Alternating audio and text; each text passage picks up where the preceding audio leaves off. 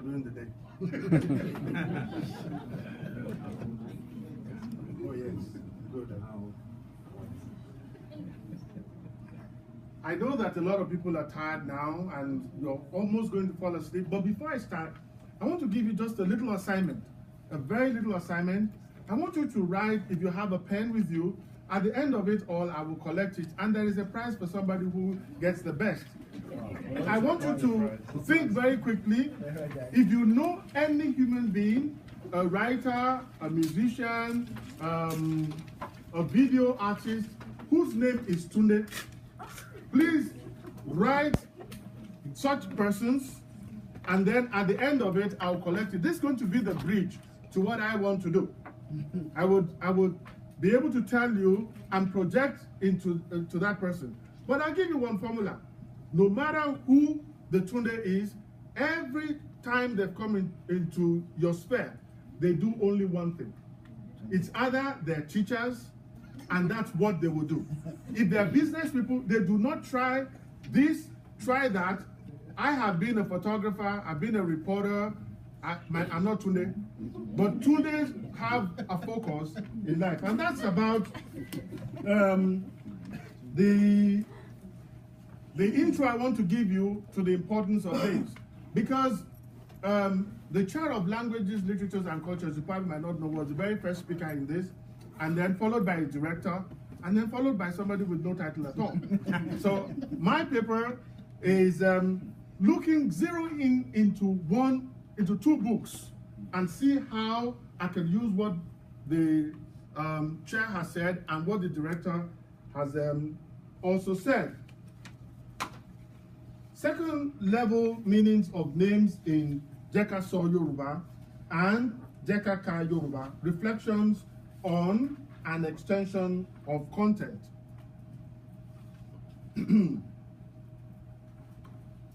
This presentation will focus on the names of some characters in two Yoruba language textbooks written by, everybody knows, Anthony Schleicher, 1993 and 1998.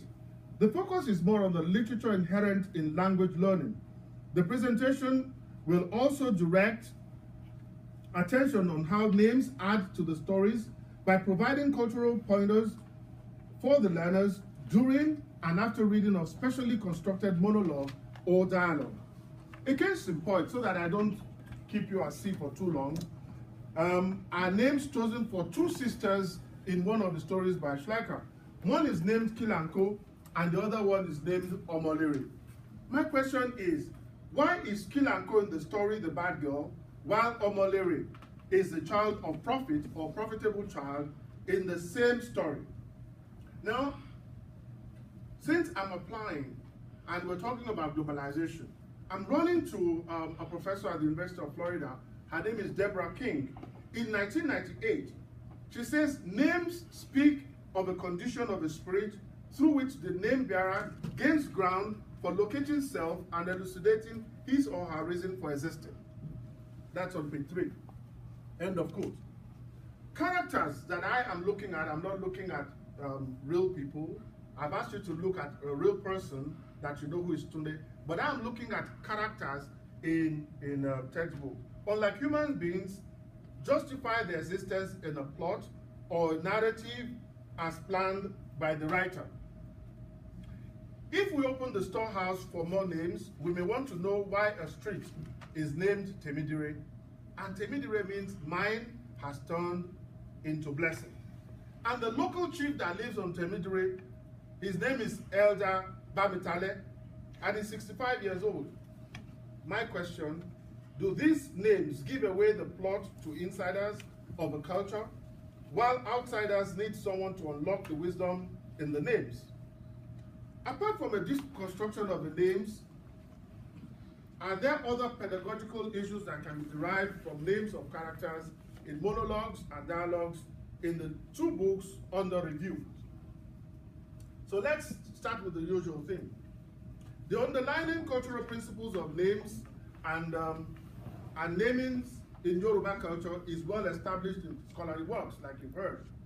According to Akinloye 2016, the book the Prof was telling you was out 2 months ago. The Yorubas value system is reflected in the naming practices, end of quote. It therefore stands to reason that names, real or constructed, are codes in which a people's philosophy can be read, interpreted, and debated. In the Yoruba culture, the name given to every child is a piece within the family's historical puzzle. To buttress this, Adeni, somebody who has been coming for most of the self meetings, in 2017, again in the book Professor Akiemi has shown us, the Encyclopedia, reaffirms that a myriad of social, psychological, environmental, and cultural factors are taken into consideration when a name is to be given to a child, end of quote. In regards to language learning, Akiemi has been cited there again in 2005, argues that understanding and decoding names in a classroom setting speaks to the importance of culture in second language teaching and acquisition. So 2 textbooks on Yoruba language learning give attention to personal names and also to what the names mean in English language. There are also chapters on Yoruba naming ceremony, but hardly on the deeper meanings of such names when used as part of a dialogue or a monologue. The question to ask, if you are not already asking, is whether naming principle for humans also applies to that of characters in monologues and dialogues. The aptness of characters in literary works has received its fair share of attention by scholars. Dan Izevaye in 1981 historicizes the import of names in narratives. In the process, there are a number of assertions that can be distilled from his works. In terms of form, he asserts that there is a continuum between the act of naming in life and literature. Both reality and the make-believe world of literature depends on context to give them form and meaning. As regards to readers and the naming they make, Izevaye argues, and I quote, "Naming in literature is of unconscious value to readers, acting as a lodestar in the appreciation of a narrative," end of quote. King, who I cited at the beginning, a professor at the University of Florida, in her study of literary names in African American works, deploys the use of meta-text of names. This, she states, is, and I quote, "an interpretive realm where these chosen words offer up symbolic, metaphoric, not metaphor, but this is mega metaphor. Okay, this is just metaphoric and other meanings often simultaneously," end of quote. In effect, she submits that the names have the potential of modifying and extending deeper meanings of the work of art, end of quote. By giving voice to unspoken themes and events, a process known in the African American community as deep talk, Ijile-oro. In Yoruba, it would just be Ijile-oro, but since it came here, it became deep talk. Just like spoken word is Yoruba word for sorrow. She draws upon works of several scholars, such as Backlin, Henry Louis Gates, and others. In this presentation, I wish to argue that paying attention to what names connote in excerpts used in language learning textbooks adds to deeper understanding of the target culture from which the stories are drawn. It has to be stated from the outset that learners need to acquire a measure of cultural knowledge to be used to unlock the deeper meanings or cues offered by these names. In a bid to privilege culture as a driver of cross-cultural learning in foreign language classes, instructors are enjoined to utilize every moment when it is possible to assist learners critically analyze products and practices by sharing perspectives about their own culture and that of the target culture. Though Adeola Agoke and Kazim Shenuth in 2016, in one of the proceedings edited by Dr. Maganda, are of the opinion that, and I quote, "Cultures are inextricably connected to language, and both are encapsulated in texts of various forms. This neither should be privileged over the other in language teaching, end of quote. Their viewpoint, adapted from Florence Schleicher and Moshe in 2000, may not be too far from an earlier view by Vicky Galloway in 1999. According to Galloway, there is need for paradigm shifts in language learning / teaching classrooms. The shift is defined as, and I quote, a movement away from taking for granted boundaries and old explanations that no longer capture reality to accommodate the emergence of a new way of thinking, valuing and perceiving the world, end of quote. As abstract as the definition of a shift might be, a close reading soon shows that cross-cultural education is less bridges than a deep understanding of the boundaries, end of quote. Names of characters in selected texts, therefore, have a potential of bringing culture to the fore on the pedestal for target language learning. There are various methods of reading names and naming in literary works, but the one adopted for this study is a modification of King of 1998. She submits that there are principles which present, and I quote, a methodological vehicle through which an interpreter may discover, and I quote, uncover how a name identifies, describes, or acts within a narrative plot. These principles will be applied to the selected names for deeper understanding of the narratives. Before these principles are stated, a review of what others have done in the area of reading names and naming will be discussed shortly. And this is just a literature review that some of you might not be interested in. So I can quickly just skip that. The issue of names and naming has received attention, and I talk about people who have done that. So let me just go to the method, which of course I have described. As stated earlier, the method for reading of names and naming in this presentation is based off that articulated by King. She opted to use the method as a strategy of covert writing by exploring the contextual aims of names, which she referred to as onomatic desires. This term refers to the utterances produced through the meaning potential of poetic names and name phrases, end of quote.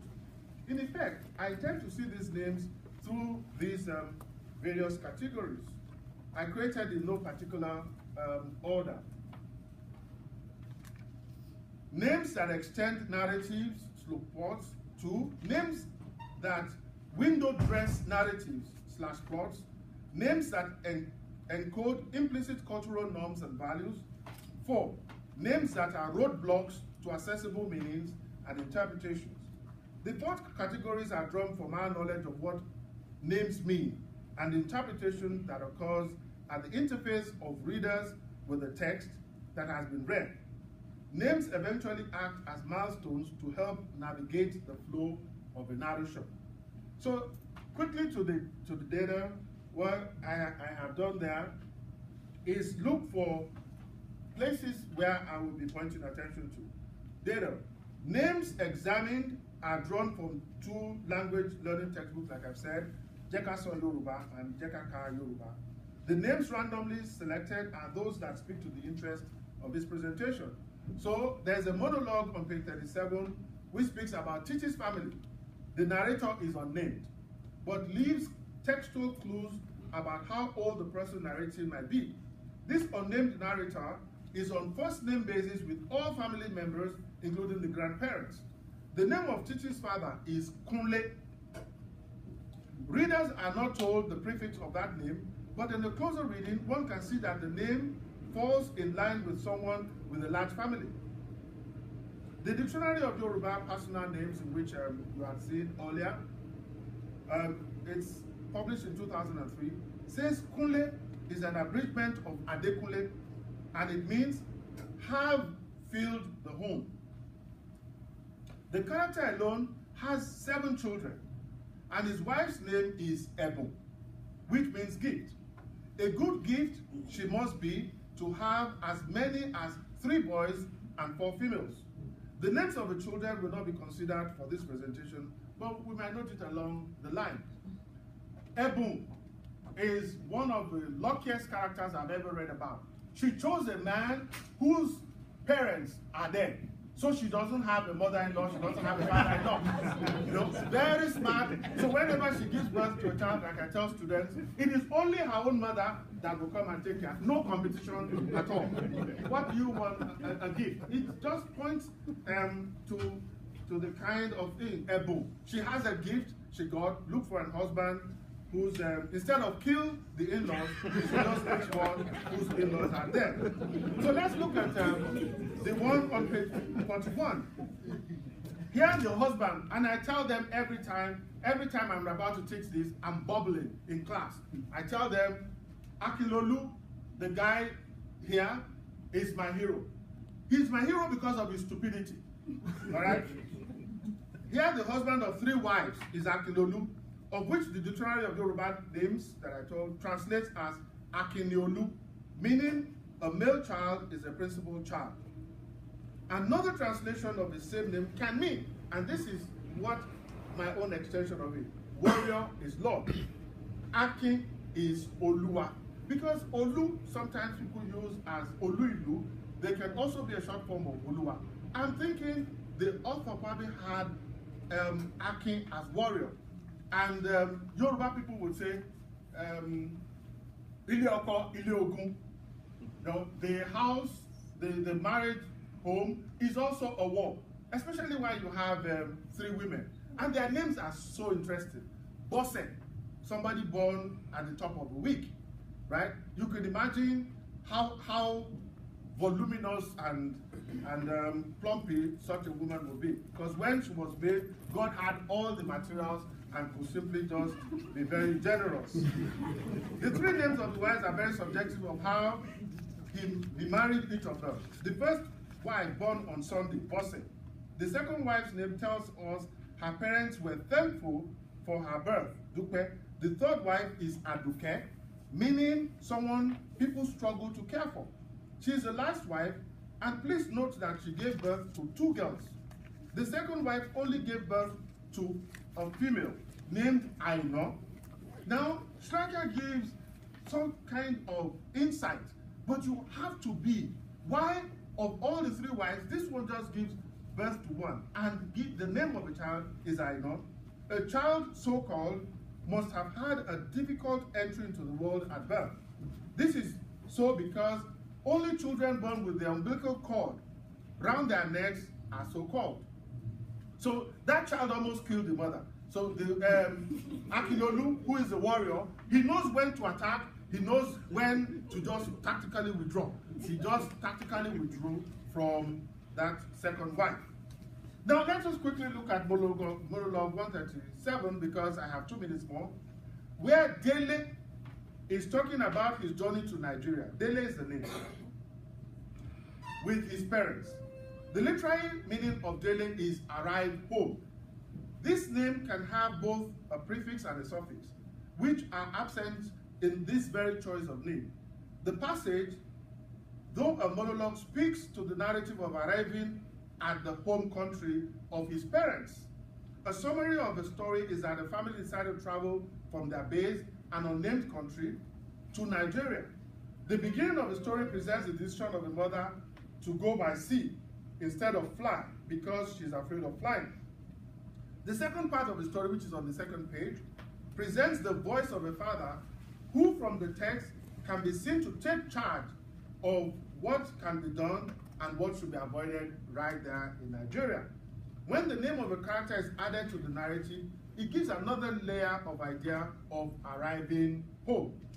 I think I can skip. There's also another one, monologue 1, and it goes on. And the other book, which is Jeka Ka Yoruba. In Jeka Ka Yoruba, a book specifically designed for intermediate Yoruba, monologue on page 22, where an unnamed narrator tells us about his or her neighborhood. In the narration, a street is named Temidire, like I said at the beginning, and the neighborhood itself is Irewole, blessing enters. And this Irewole is inscribed right at the beginning of a street, according to the story. The local chief is termed Elder Bamitale, and is 65, like you already know. The elder lives on a street named Adeyemo. Crown befits the child. All these names appear in the first two paragraphs of the narration as a way of preparing the reader for what is to come and to expect. In this particular narration, there are no twists, and the names can be viewed as extensions of the story. There are some other names, 8 that I would have loved to, because in the beginning this morning, we were told about a certain spirit child, Abiku. And can you imagine monologue 65 in the book of Jekaka Yoruba? Mrs. Dairo, a grandmother, talks about her experience with illness. In the Yoruba culture, there is a saying that a spirit child or a cosmic child disgraces the diviner. Abiku solo budeke. Usually, diviners are always popping up like, I can stop this one from going. And then, as soon as the diviner shows up, the spirit child, or what they call the Banje or Abiku, will simply just show, who are you? You just die like that. And then the man will go away in shame. But the name of a person who is talking to us about health is a Mrs. Dairo. So you can see that there's a lot. I have 0 minutes in that discussion conclusion. I think I should just, I've explained a whole lot of the stuff. Just like Schleicher in 1997, she wrote a paper, once asked an obvious question about how to integrate the important subject of greeting as part of the pedagogical strategy for teaching beginners. I too will do the same by asking how to include the meaning of names and its implications for better appreciation of text and cultural understanding. In response to her own questions, she argued that in order to do this, teachers need to ascertain the level of cultural awareness of students and their level of linguistic proficiency. Her suggestions are located within the cross-cultural learning model. The heart of this model is that learners are aware of their own cultural perspectives, the products within their own culture, and practices, just as they learn about the practices of others. For instance, Schleicher suggests that American students can discover that there are similarities and differences in the way the Yoruba people divide the day compared to how Americans divide the day. Unlike the role of greetings, unlike the role greetings play in linguistic performance and proficiency, names and naming gives learners possibilities for engaging with deeper level meanings and how to read a text beyond grammar and sentence structure. Thank you very much. Thank you, presenters, very much. And now it's time for comments and questions. We have a lot. So I will start with Samba. and then I'll come to you. Yes, I have one comment and then 2 questions. And the 2 first, I wanted to address them to Akinyemi, and then the other one to those of you of Akinloye. I'm also trying to learn the names as well. Okay. I was just very much tempted to say that the historical prevalence of Yoruba, Ifa divination and the culture that it carries, its prevalence through history and time, because it becomes Candomblé and Santeria in Latin America. I was tempted to say that that speaks to a historical effort among diasporic African communities to sort of negotiate a return to Africa in a way to also produce new identities that allow them to resettle, in a diasporic land, or in a second home, so to speak. I would like your insight on that. So that is a thought that I had. The question is, on your work, have you looked into the transdisciplinary dimension of Yoruba divination and culture? Because You can approach it from a literary perspective if you're looking into the Ijala poetry, or if I may use the term oriki, or even from an art historical perspective. I mean, there is a lot of visual decor that you can use in an art history class. And also from a performative perspective as well, because it's a performance in which you have literature, visual art, and all that blended. So how does your encyclopedia research has sort of looked into that? My last question, which is related to the naming, is just out of curiosity. I come from Senegal, which is a Muslim-dominated country, where Islam has sort of not always been in peace, or with totemic names, because Yoruba names, they seem to me to be totemic in the sense that they speak to Orisha cosmology. So there has always been a sort of tension between the Islamic tradition and the local indigenous culture. I was just asking if there has been the same in the Yoruba culture. If you could respond like the way he asked, like what, yeah, what like. Okay. Specifically on the issue of the questions on the issue of divination, okay. What I know is that I can't remember on top of my head the number of entries that we have on diaspora issues, but we have quite a lot. Probably about, I would say probably about 10, not less than 10 entries on diaspora issues. So, but specifically about the divination, I mean, divination is not restricted to Yoruba. I mean, it's something that cuts across the globe of Africa. Specifically, even in West Africa, it's so common, and the names are very close. I mean, while in Yoruba culture is known as Ifa, among the Igbo is Eha, I think in Ghana is Afa. So you can see, so there's this similarity even in the names of these different types of divination. But in the diaspora, things changed a little bit. While back home in Africa, most divinations are done orally through performance. In the diaspora, it's more of what they call reading.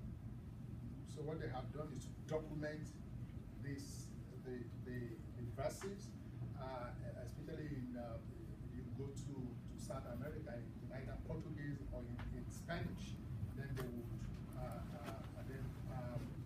apply their reading to the client. And then one other thing that changed in the diaspora is the paraphernalia of divination. I mean, 16 count, the county shell survived in the diaspora just as you have it in Africa. But the divining chain that you have in the diaspora in Africa, in West Africa, you don't have it in the diaspora. Maybe because they don't have access to the specific shells of fruits that they use in Africa. Therefore, in the diaspora, what they use, it's something that is very similar, and they use the coconut shell. And then they cut the coconut shells into 16 pieces, and then they join the 16 pieces together to still make that divination. So it's kind of very similar to what you have in West Africa. I mean Africa, but a little bit different. Did I answer your question? Yeah, the second one. What's the second one? One of the Islam. The transdisciplinary aspect of the performance. Do you account for it in your research? Yes. Because you're saying that it's I mean, these documents that you have showed us, that you're trying to portray Yoruba studies as a discipline. Yeah. For me, it has to be transdisciplinary. Yeah, it is, and you see, even when we talk about diaspora, the encyclopedia that you refer to, I mean, it wasn't written by me alone. This is a project where we have over 200 contributions And I mean, some of our colleagues here contributed, Dr. Butola, Professor Ijanebos, Ojo, so many of us contributed, over 200 contributors that we have, and I think it's close to 1,000 entries that we have there. So it is still multidisciplinary, and we were able to invite scholars from different disciplines. So it's not about Yoruba, and we have contributors from across the Atlantic, I mean across the ocean, some in Africa, some here in America, some in Europe, and some in Asia as well. So we're looking for experts and in the different fields. So people from different disciplines, anthropologists, political scientists, economists. So it's not just about Yoruba people alone. Thank you. As per the issue of religion and the naming, I don't think it's limited to Senegal also. But initially I have to also say that I've gone through a transformation, because I used to react negatively, which was really not very smart, as per Yoruba people giving their kids names that are church or Christian-centered names, like using Jesus as a prefix. In my first reaction, which was more of a jerk reaction, was this is just messing up Yoruba names. But when I step back and then basically pay attention to what they're doing, as much as they're adjusting the prefix or the affix or forms that they're using, they actually haven't left the structure out. So the Yoruba names, as much as we have to accept Jesus as a prefix in Yoruba culture, it's still acceptable because it's still the same structure. But that is when they choose to create the names. Now, what they've done oftentimes is to simply take the Arabic name or the Islamic name and sort of borrow it and nativize it. To the extent that we were joking recently about somebody named Umar, but Yoruba is called Umaru. And Umaru rhymes with the container for palm wine. So, and they always make a joke, if a Muslim is not drinking, why are they naming their child Umaru? So, but that is what they do. They borrow, and they simply, like every borrowed term, they adapt it. But some have also been a little bit more pure in their attempt, where they keep the Islamic name, even though they have Yoruba intonation going with it, but you still see that they haven't gone as far as Umaru. So you end up with some of these Islamic names having consonant finals, which is unacceptable in Yoruba. So they do that. But that tension, I think, is best not to call it tension. It's just Yoruba people have met Christianity, they've met Islam, and they've adjusted. So, and we ought to have to take it in, rather than first reaction was, you can't do that. You can't put Jesus in the name. You can't put door in the name. Now they have names with door. And that to me was just, how do you name your child door? But they do, because they say Jesus has opened the door of joy. But you realize that, is that right? Number one. And secondly, they're keeping the structure. They haven't changed the structure or anything whatsoever. So I don't think it's tension. I think it's more adapting to all the cultures. Thank you. Final